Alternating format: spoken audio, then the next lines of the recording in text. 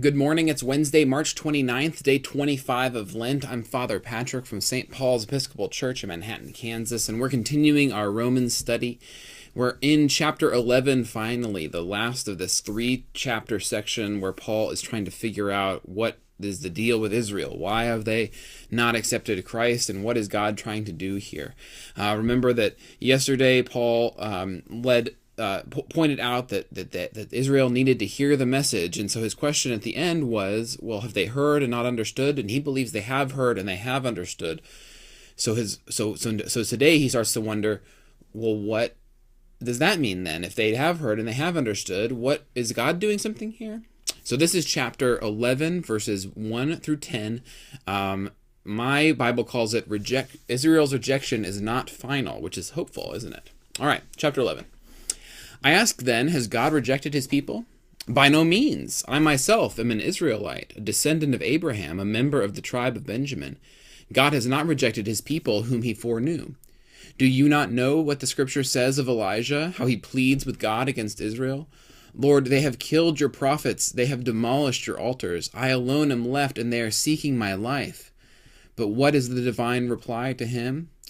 I have kept for myself 7,000 who have not bowed the knee to Baal. So too, at the present time, there is a remnant chosen by grace. But if it is by grace, it is no longer on the basis of works. Otherwise, grace would no longer be grace. What then? Israel failed to obtain what it was seeking. The elect obtained it, but the spirit was hardened, as it is written. But the rest were hardened, as it is written. God gave them a sluggish spirit, eyes that would not see and ears that would not hear, down to this very day. And David says, let their table become a snare and a trap, a stumbling block and a retribution for them.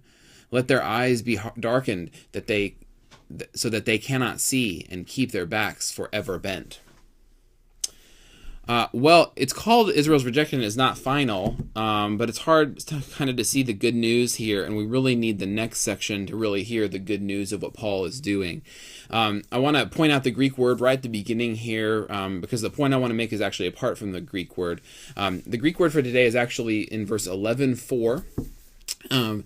When he is telling the story of Elijah, right? He's saying, you'll remember the story of Elijah. This part that he's referencing is when Elijah runs away from the prophets of Baal, Jezebel, their queen, Ahab the king. He's been performing acts and wonders. He's been killing prophets of Baal, and he needs to run away because Jezebel wants to kill him. And so he retreats to a cave and he prays to God and says, "Listen, I'm doing your work, but they're coming to kill me. Please do something about this." And God's reply to him is, listen, I am going to save 7,000 who have not bowed the knee to Baal. They are good folks. The word here, divine reply, is how it's translated in the NRSV. The word here is krematismos. Krematismos. I just thought this was an interesting word. Krematismos, there's no reason for us to know that because I don't think it has any cognates in English. But it comes from, it's translated as divine reply, but it actually is law court language, which I thought was interesting as I was doing the study today. It comes from a Greek word krema, which is specifically a legal agreement about business, transacting business. And so specifically, it's about how we kind of repay. In business terms, it's about how we repay. So it's like a contractual relationship, basically.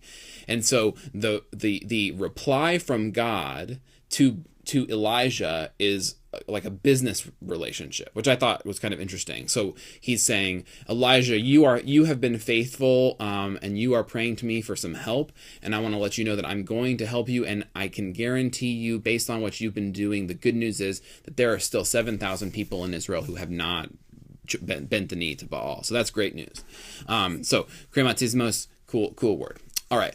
Where we really want to get here is to notice what he's doing. He's saying, okay, God can save a remnant, which is a theme that we've had throughout the last few chapters. But then in verse 7, he starts going down a different path. And he points out his conclusion here, really. If he believes that Israel has heard the message of Christ, but they have chosen not to understand, then why are they still falling away? Because the message of Christ it's impossible to reject in Paul's mind. So Why have they chosen not to? Why are they not following? And he says, listen, it's because God has hardened their hearts. The elect have obtained it, but the rest were hardened. This is that divine passive we talked about on Sunday. And then he quotes Deuteronomy and Isaiah here. God gave them a sluggish spirit, eyes that they would not see, and ears that would not hear, down to this very day, so that they may become a stumbling block. So the message here is God. From the first half here, God has a plan, right? God is able to save whoever he wants to save and to keep people apart as a remnant, right? But God is also using Israel as for a purpose, right? He has allowed them to stumble. And so the question then that will begin tomorrow's reading is, what is the point of that? Why has God allowed or even encouraged Israel to stumble? Is there a larger purpose here? Is God doing something bigger?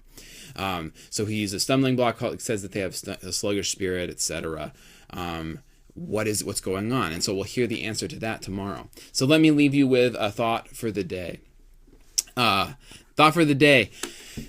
We often feel like we're stumbling. And I think that, on Sunday we had this long conversation about what does it mean that God can harden the heart, and where is free will in that, and all those kinds of questions. And it was a great discussion, but I think that you can look at it a different way, and you can say, that when we have hardened hearts, or when we're feeling sluggish spirits and we're not really confident about what's going on in the world, and we start to doubt our faith, Paul seems to be making the argument here, and we'll hear the resolution of this tomorrow, that sometimes God is doing that to us. And if God is doing it to us, it sounds like it's bad news, but maybe it's good news, right? That God is working a purpose, and that those things in our lives that cause us to question or to become less confident in our faith may actually be seasons that lead to a greater growth of faith.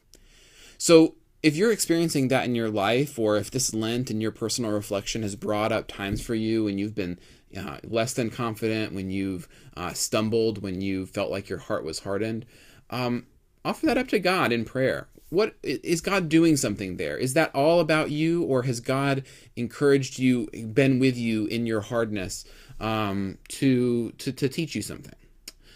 So that's a little bit of an introspective thought for the day, but have a happy and a holy Lent. Enjoy this Wednesday, and we'll see you again tomorrow.